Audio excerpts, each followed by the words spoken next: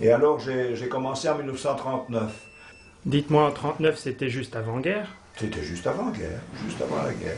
Le folklore a eu lieu pendant la guerre de 40-45? Non, il a été supprimé toute la guerre, si je ne m'abuse. Hein. Il a été supprimé toute la guerre et nous avons refait un premier Saint-Roch, une première marche en 1945.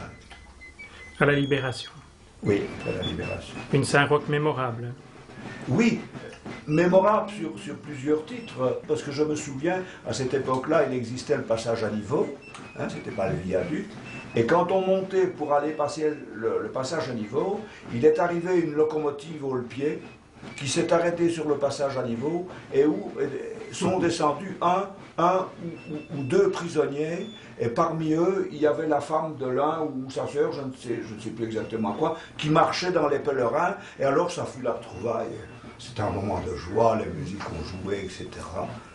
C'était émouvant. Mon oncle, qui était donc brigadier au téléphone, avait appris l'avancée des Allemands. Et on est parti très très tôt, avant le bombardement d'Étoile, le 14 mai. Les Allemands ont voulu bombarder à la fois la gare et le pont, qui étaient donc bien sûr des moyens d'avancer des troupes, qu'ils ont bombardé tout ce qui était entre les deux, dont la maison de mes parents, la maison du peuple où il y a eu donc une petite fille tuée. Et ces quartiers étaient en bord de l'eau. Moi, je me souviens d'un tas de cailloux, un tas de briques, des planches, des poutres. Ils sont restés sans voix en voyant ce qui restait de notre maison. Parce que nous sommes restés 4 ans dans ces ruines. C'est assez dur à raconter malgré tout.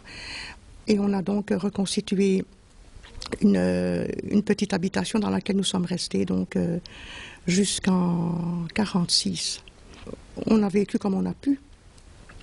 On a eu de l'aide des voisins, parce qu'il ne restait plus rien du tout. Plus une tasse, plus un drap, plus un lit, rien.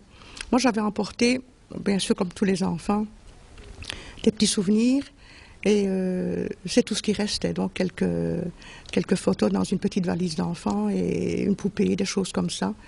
Mais nous n'avions plus rien. Et c'est à ce moment-là que j'ai vu des adultes pleurer. Là, c'est dur, très dur.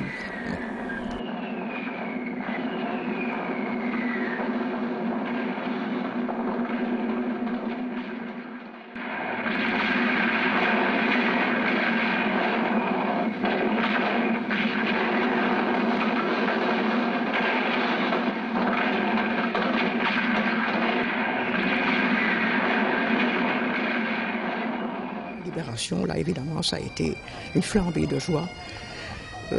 Nous, les petits, nous ne comprenions pas toujours très bien, mais enfin, on se rendait compte qu'il se passait des choses extrêmement importantes pour tout le monde. Et j'ai vu le premier char américain arriver à Toin, effectivement. La première étoile blanche qu'on a vue, c'était grave. Mais c'était grave, mais heureux. Oui. Il y a eu à Toin, donc, un rappel de ce qui s'était passé en 1944, donc...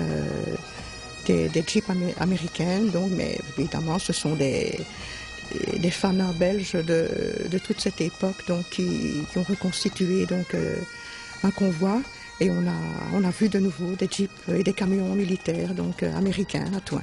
Oui. Il ne faut pas qu'on oublie cette époque et qu'on se rende compte qu'on est quand même souvent